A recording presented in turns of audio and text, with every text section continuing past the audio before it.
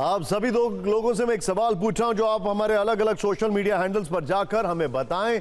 हमारा ट्विटर पर हैंडल है एक्स पर TV9 भारतवर्ष के नाम से, फेसबुक पर है, इंस्टाग्राम पर है और यूट्यूब पर जो हमारे हैंडल्स हैं उस पर जाके आप कमेंट करें।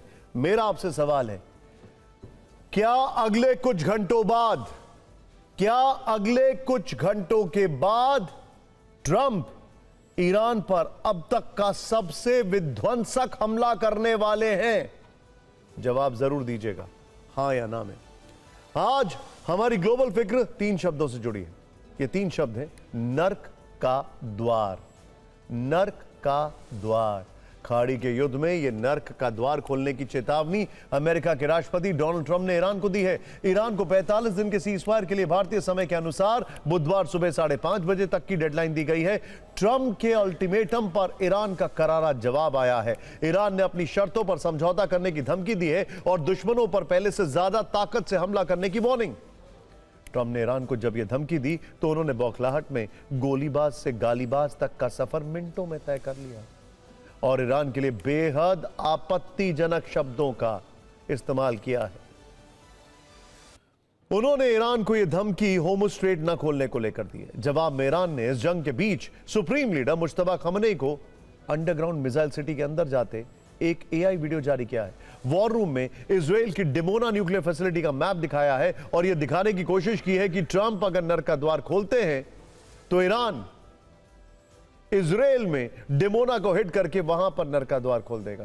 यह भी ऐलान किया है कि होमस तब तक नहीं खुलेगा जब तक युद्ध में हुए नुकसान की पूरी भरपाई नहीं हो जाती। लेकिन इस सब के बीच अमेरिका और ईरान में बैकडोर चैनल से 45 दिन के सीजफायर वाला गुणा गणित क्या हाथ से बिठाया जा रहा है और कूटनीतिक पर्दे के पीछे कौन आखिर खेल खेल रहा है, यह भी बताएंगे। लेकिन पहले यह समझते हैं कि नर्क के द्वार पर न्यूक्लियर नॉक नॉक क्यों सुनाई दे रही है। क्या इतिहास में दूसरी बार अमेरिका न्यूक्लियर हथियारों का प्रयोग कर सकता है? क्या ट्रंप ईरान पर परमाणु हमला करके तेहरान में नर्क का द्वार खोल देंगे? क्यों ईरान युद्ध में वैसे भी एटम शब्द की बहुत अहमियत है? अमेरिका के हमले की मुख्य वजह तो आप सभी जानते हैं ना, ईरान का न्यूक्लियर प्रोग्राम है। दावा है कि ईरान का मुख्य मकसद परमाणु बम बनाना है। ट्रंप की नई धमकी, नई टाइमलाइन देखने से उनकी मानसिकता साफ दिखाई दे रही है। ट्रंप ने 26 मार्च को ईरान को समझौता करने के लिए 10 दिन की मोहलत दी है। यह मोहलत सोमवार 6 अप्रैल को अमेरिका के समय के अनुसार रात 8 बजे खत्म होनी थी, लेकिन उन्होंने टाइमलाइन बढ़ा दी है। 4 अप्रैल को ट्रुथ सोशल पर लिखा कि ईरान को 48 घंटे का वक्त दिया जाता है, फिर भी ईरान नहीं माना। तो 5 अप्रैल को फिर लिखा मंगलवार रात 8 बजे तक ईरान समझौता करे। भारतीय समय के मुताबिक ये डेडलाइन बुधवार को सुबह 5:30 बजे खत्म होगी और ईरान तब भी नहीं झुका तो अमेरिका ईरान पर अब तक का सबसे बड़ा हमला करेगा। सवाल यह है कि अमेरिका के हमले की स्ट्रैटेजी क्या होगी, वो कौन से हथियार चलाएगा, ईरान में क्या क्या टारगेट करेगा, ईरान की बर्बादी कैसे लिखेगा, इसके बारे में कुछ संकेत मिलने लगे हैं। एक संकेत तो खुद ट्रुथ सोशल पर ट्रंप ने लिखा। उन्होंने लिखा, एंड आई कोट, ईरान में पावर प्लांट और पुल दिवस एक साथ मनाए जाएंगे। इस जैसा कुछ और कभी नहीं होगा। होमोस्ट्रेट खोल दो वरना नरक में जाओगे।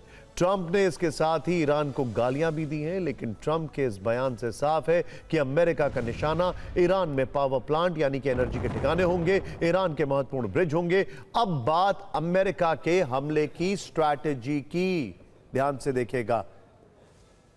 हवाई हमला करके ईरान के अंदर छिपी मिसाइल ठिकानों को भारी तबाही पहुंचाना, नौसैनिक हमला करके फारस की खाड़ी में ईरान के जहाजों को डुबोना, बैलिस्टिक मिसाइल से अटैक करके ईरानी कमांड सेंटर को दहला देना, GBU-57 बंकर बस्टर बम चलाकर जमीन के नीचे छिपे न्यूक्लियर प्लांट को तबाह कर देना, स्पेशल फोर्सेस की मदद से ईरानी कमांडरों को खत्म किया जाना, ईरान पर साइबर अटैक करके तेहरान में बिजली, पानी, इंटरनेट को ठप करना। अमेरिका सैकड़ों स्वार्म ड्रोन से हमला करके ईरान में बड़े पैमाने पर विनाश ला सकता है। इसके लिए तेल के कुएं, पावर प्लांट को निशाना बनाकर ईरान के जरूरी इंफ्रास्ट्रक्चर को बर्बाद कर सकता है। इन कयासों को ब्लूमबर्ग की एक रिपोर्ट से भी बल मिलता है, जिसमें बताया गया है कि अमेरिका F-15E की तबाही के बाद काफी सतर्क है। वो अब कम नुकसान चाहता है, इसीलिए ईरान पर बहुत बड़े हमले की तैयारी में।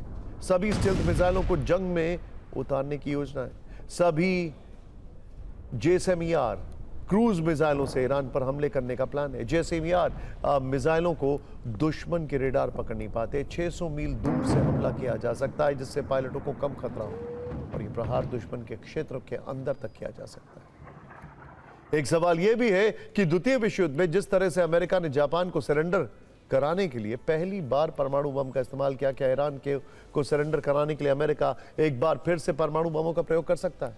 असल में अमेरिका की सुपर पावर वाली छवि को ईरान ने इस युद्ध में जोरदार झटका दिया।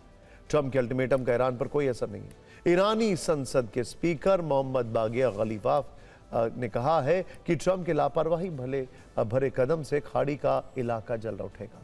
वहां हर एक परिवार को ट्रंप जीते जी नर्क में धकेल देंगे। अमेरिका कोई गलती ना करे, युद्ध अपराधों से कुछ हासिल नहीं होगा। IRGC प्रवक्ता इब्राहिम जुल्फिकारी ने चेतावनी दी है और कहा है कि जंग का अगला फेज महाविनाशक होगा। ईरान और ज्यादा ताकत से हमला करेगा, नागरिकों पर हमले हुए तो पूरा पश्चिम एशिया तबाह होगा। ट्रंप की डेडलाइन समाप्त होने से पहले दोनों देशों में जुबानी शोले किस तरह भड़क गए।